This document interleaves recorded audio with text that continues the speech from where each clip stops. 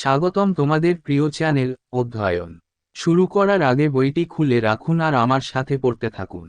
আমাদের এই ছোট্ট চ্যানেলটি সাবস্ক্রাইব করতে ভুলবেন না। চলুন শুরু করি। The English East India Company, 1600, England too had become impatient to participate in the profitable Asian trade.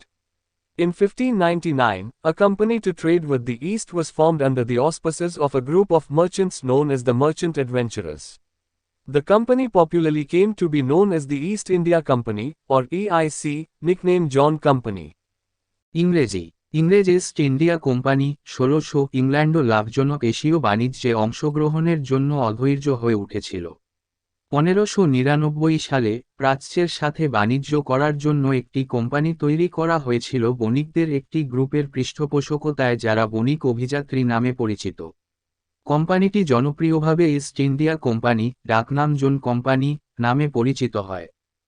In 1600, the East India Company was granted a royal charter by Queen Elizabeth, giving it the exclusive privilege of trading east of the Cape of Good Hope for a period of 15 years. As compared to the Dutch company, it was a much smaller concern. Its chief asset was its simple organization, a court of 24 directors elected annually by the General Court of Shareholders. In the beginning, the English company concentrated on spice trade. The initial voyages of the company were made to the Spice Islands in Indonesia. Soon the English discovered the importance of Indian goods, especially textiles, as a barter commodity for spice trade. Thus, in 1608, Surat in Gujarat was established as the trade transit point and the company's ships were docked there. The company now planned to open a factory at Surat in Gujarat, and Captain Hawkins was sent to negotiate consent with the Mughal emperor. 1600 সালে east India কোম্পানিকে রানী Elizabeth কর্তৃক একটি রাজকীয় সনদ প্রদান করা হয় এবং এটিকে 15 বছরের জন্য কেপ অফ গুড হোপের পূর্বে ব্যবসা করার একচেটিয়া সুবিধা প্রদান করে। ডাচ কোম্পানির তুলনায় এটি একটি অনেক ছোট উদ্যোগ ছিল। এটির প্রধান সম্পদ ছিল এটির সাধারণ সংস্থা, শেয়ারহোল্ডারদের সাধারণ আদালত দ্বারা বার্ষিক নির্বাচিত 24 জন পরিচালকের একটি আদালত। শুরুতে ইংরেজ কোম্পানি মশলা ব্যবসায় মনোনিবেশ করেছিল। কোম্পানির প্রাথমিক যাত্রা ইন্দোনেশিয়ার স্পাইস দ্বীপপুঞ্জে করা হয়েছিল। শীঘ্রই ইংরেজরা মশলা বাণিজ্যের জন্য একটি বিনিময় পণ্য হিসেবে ভারতীয় পণ্য, বিশেষ করে বস্ত্রের গুরুত্ব আবিষ্কার করে। এইভাবে 1608 সালে গুজরাটের সুরাত বাণিজ্য ট্রানজিট পয়েন্ট হিসাবে প্রতিষ্ঠিত হয়েছিল এবং কোম্পানির জাহাজগুলি সেখানে ডক করা হয়েছিল।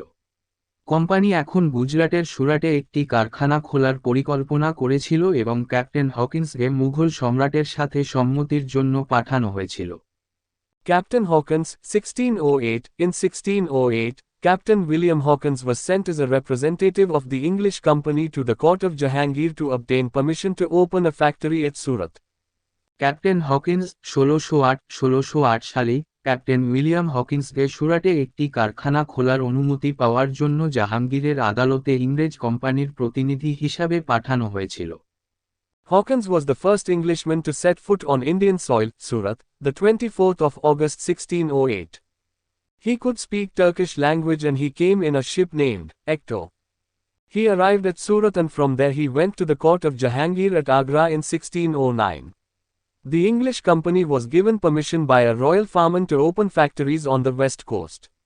But the English were not satisfied with this concession, as they wanted permission for the whole of the country.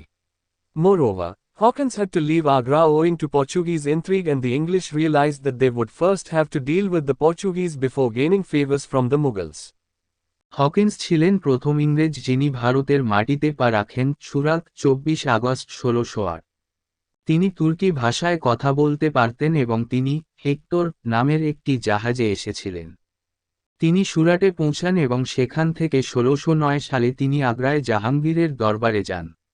ইংরেজ কোম্পানিকে একজন রাজকীয় ফরমান পশ্চিম উপকূলে কারখানা খোলার অনুমতি দেন, কিন্তু ইংরেজরা এই ছাড়ে সন্তুষ্ট ছিল না, কারণ তারা সারা দেশের জন্য অনুমতি চেয়েছিল। অধিকন্তু পর্তুগিজদের ষড়যন্ত্রের কারণে হকিন্সকে আগ্রা ত্যাগ করতে হয়েছিল এবং ইংরেজরা বুঝতে পেরেছিল যে মুঘলদের কাছ থেকে অনুগ্রহ পাওয়ার আগে তাদের প্রথমে পর্তুগিজদের সাথে মোকাবিলা করতে হবে। English factories. A factory was merely a trading post within which were located the warehouses, offices and houses of the company's employees.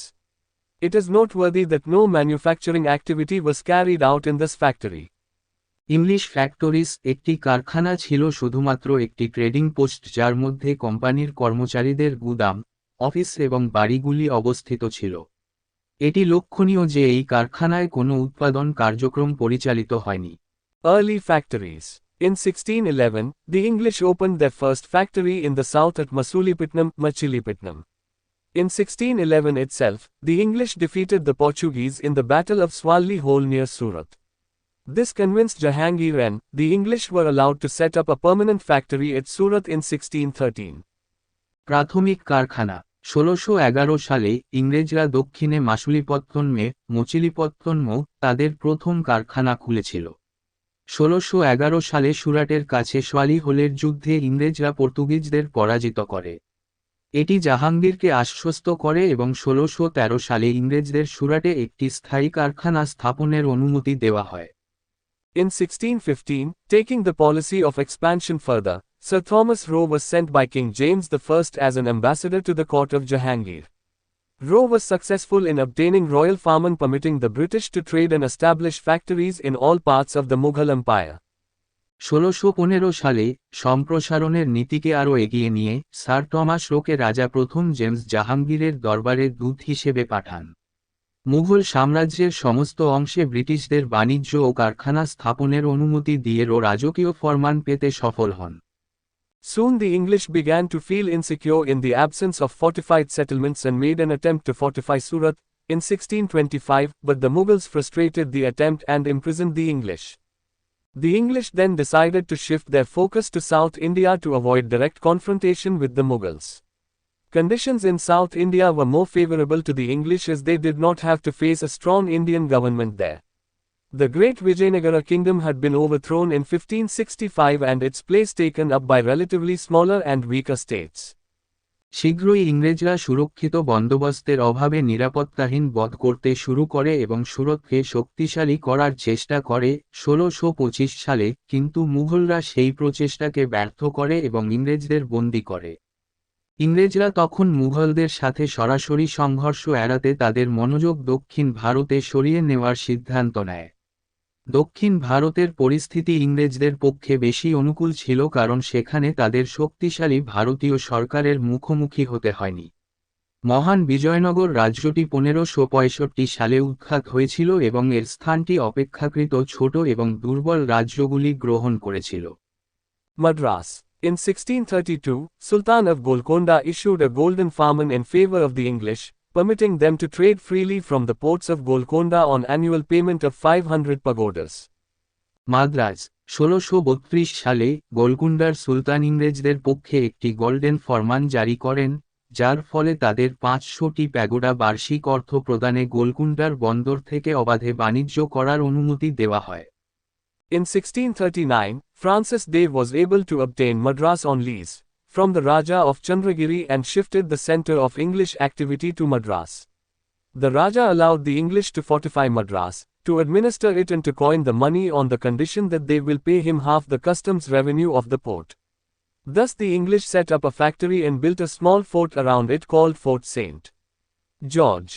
1639 সালে ফ্রান্সিস দে ইজারা নিয়ে মাদ্রাজ পেতে সক্ষম হন। চন্দ্রগিরির রাজার কাছ থেকে ইংরেজি কার্যকলাপের কেন্দ্র মাদ্রাজে স্থানান্তরিত করেন। রাজা ইংরেজদের মাদ্রাজকে সুরক্ষিত করতে, এর শাসন করতে এবং বন্দরের শুল্ক রাজস্বের অর্ধেক তাকে পরিশোধ করবেন এই শর্তে অর্থমুদ্রা করার অনুমতি দেন। এভাবে ইংরেজরা একটি কারখানা স্থাপন করে এবং এর চারপাশে ফোর্ট সেন্ট জর্জ নামে একটি ছোট দুর্গ তৈরি করে। In 1690, the British bought the Fort Devanampatnam, near Madras, and renamed it as Fort St. David. 1690 সালে ব্রিটিশরা মাদ্রাজের কাছে দেবানমপত্তনম ফোর্ট কিনে নেয় এবং এর নামকরণ করে Fort Saint David. Bengal. In 1651, at Hooghly, the first English factory in Bengal was set up upon receiving permission from Sultan Shuja, second son of Emperor Shah Jahan, the Subadar of Bengal. In 1658, all establishments of the company in Bengal, Bihar, Orissa and Coromandel coast were brought under the control of Fort St. George. Bangla 1651 সালে হুগলিতে বাংলার সুবাহদার সুলতান সুজার সম্রাট শাহজাহানের দ্বিতীয় পুত্র অনুমতি পেয়ে বাংলার প্রথম ইংরেজদের কারখানা স্থাপিত হয়। 1658 সালে বাংলা, বিহার, উড়িষ্যা এবং করমণ্ডল উপকূলে কোম্পানির সমস্ত স্থাপনা ফোর্ট সেন্ট জর্জের নিয়ন্ত্রণে আনা হয়। In 1690, Job Chanak established a factory at Sutanuti which was fortified in 1696 and called Fort William. In 1698, the English company obtained from Subadar of Bengal Azim As-Shan, the zamindari, i.e. right to collect revenue, of the villages of Sutanuti, Kalikata and Gobindapur on payment of 1,200 to the previous proprietors. In 1700, the Bengal factories were placed under Fort William. Soon the villages grew into a city known as Calcutta. 1690 সালে job Charnock সুতানুতিতে একটি কারখানা স্থাপন করেন যা 1696 সালে সুরক্ষিত হয় এবং ফোর্ট উইলিয়াম নামে পরিচিত। 1698 সালে ইংরেজ কোম্পানি বাংলার সুবাহদার আজিমুস খানের কাছ থেকে সুতানুটি, কালিকাটা এবং গোবিন্দপুর গ্রামের জমিদারি অর্থাৎ রাজস্ব আদায়ের অধিকার পূর্ববর্তী মালিকদের 1200 টাকা প্রদান করে লাভ করে।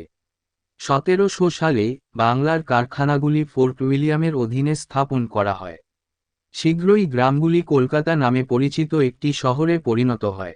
Bombay. In 1662, King Charles II of England received Bombay as dowry on marrying a Portuguese princess.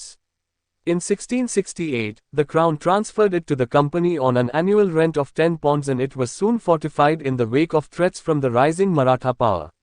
Bombay quickly replaced Surat as the principal depot of the company on the west coast. Bombay 1662 সালে ইংল্যান্ডের রাজা Charles II Portuguese রাজকুমারীকে বিয়ে করার জন্য যৌতুক হিসাবে বোম্বে পেয়েছিলেন। 1668 সালে ক্রাউন 10টি পুকুরের বার্ষিক ভাড়ায় এটি কোম্পানির কাছে হস্তান্তর করে এবং ক্রমবর্ধমান মারাঠা শক্তির হুমকির প্রেক্ষিতে শীঘ্রই এটিকে সুরক্ষিত করা হয়। বম্বে দ্রুত পশ্চিম উপকূলে কোম্পানির প্রধান ডিপো হিসেবে সুরাটকে প্রতিস্থাপন করে। এখানেই এই ভিডিওটি শেষ করলাম। পরবর্তী ভিডিওতে আমরা বাকিটা পড়ব।